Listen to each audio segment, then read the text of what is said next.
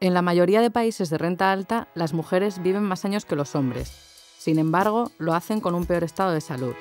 Esto se debe a que sufren más enfermedades crónicas, como por ejemplo artrosis, dolores musculares o depresión.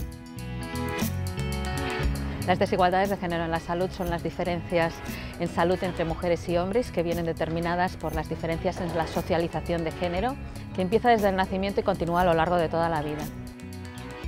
Diferencias de género en el acceso al poder y a los recursos. Y diferencias de género en el tipo de trabajos que hacemos, tanto en casa como fuera de casa en el mercado de trabajo. Los gobiernos son responsables de impulsar políticas de familia y políticas para garantizar la conciliación de vida laboral y familiar. Pero no basta con las políticas de familia, son importantes también políticas sobre el mercado de trabajo para reducir la brecha salarial que hay entre mujeres y hombres, para garantizar iguales oportunidades en el mercado de trabajo. Son importantes también políticas para promover que haya más mujeres en puestos de decisión económicos, políticos y para garantizar una mayor igualdad de género en los usos del tiempo.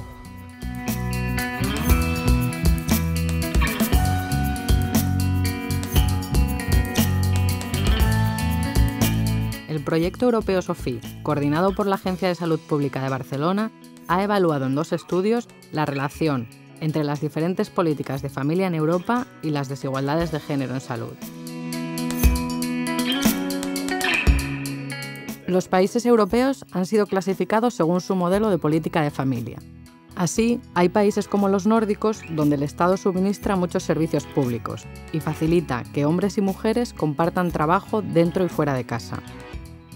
En los países tradicionales del sur de Europa, los servicios y ayudas son limitados. Esto hace que las mujeres se encarguen del cuidado de la familia y tengan un papel secundario en el mercado de trabajo. En los países tradicionales del centro de Europa se destinan más ayudas económicas a las familias, pero la distribución de los diferentes tipos de trabajo entre hombres y mujeres continúa siendo desigual. En los países orientados al mercado, como son los anglosajones, se destinan pocos recursos públicos a las familias, mientras que en el hogar el hombre tiene el rol de sustentador principal. Finalmente, en los países del este de Europa hay ciertos recursos que permiten que las mujeres tengan una alta participación en el mercado de trabajo, aunque mantengan todas las responsabilidades domésticas.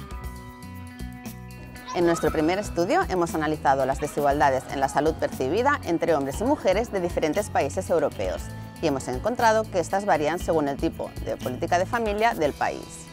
Así pues, en los países del sur de Europa, la probabilidad de las mujeres de tener mala salud es un 27% mayor que la de los hombres. Es un 13% en los países del centro y un 8% en los países del este, mientras que no hay desigualdades en el resto de tipologías.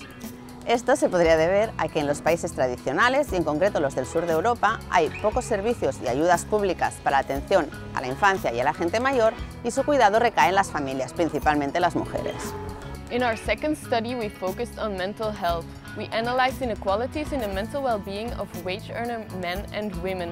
Our results show that women have poorer mental health than men, and this difference is more marked in market-oriented and Southern European countries than in other typologies.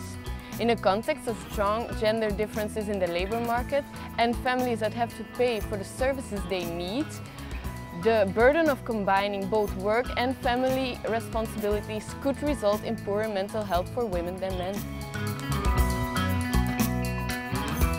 Estos estudios han encontrado desigualdades en salud entre hombres y mujeres, siendo las mujeres quienes muestran peores indicadores de salud.